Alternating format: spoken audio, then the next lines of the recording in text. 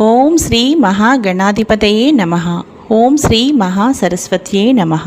శ్రీ లలితా అష్టోత్తర శతనామావళి. ఓం నిరజితాచల శృంగాగ్రమధ్యస్థాయే నమః. ఓం హిమాచల మహావంశ పావనాయే నమః. ఓం శంకరార్ధాంగ సౌందర్య శరీరాయే నమః. ఓం లసన్మరకత స్వచ్ఛ విగ్రహాయే నమః. ఓం మహాతిశయ సౌందర్య లావణ్యాయే నమః. ఓం శశాంకశేఖర ప్రాణవల్లభాయే నమః. ఓం సదా పంచదశాత్మైక్య స్వరూపాయే నమః.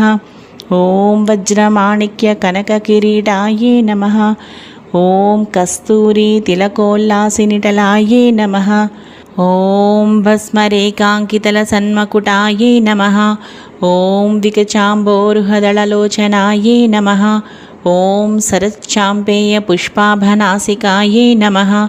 ఓం లసత్కాంచన తాటంకయుగళాయే నమః.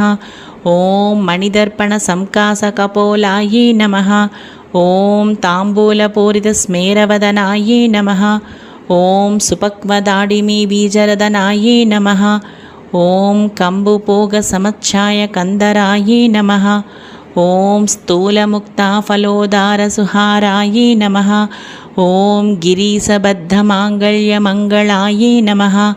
ఓం పద్మపాశాంకుశలసత్కరాబ్జాయే నమః.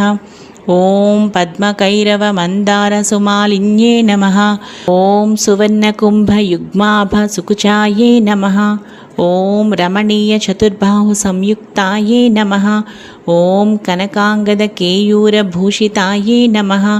ఓం బృహత్సౌవర్ణ సౌందర్యవసనాయే నమః. ఓం బృహన్నితంబ విలసజ్జఘనాయే నమః.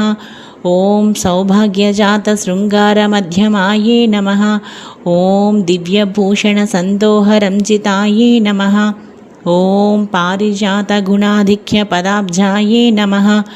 ఓం సుపద్మరాగ సంకాస చరణాయే నమః. ఓం కామకోటి మహాపద్మపీఠస్థాయే నమః. ఓం శ్రీకంఠనేత్ర కుముద చంద్రికాయే నమః.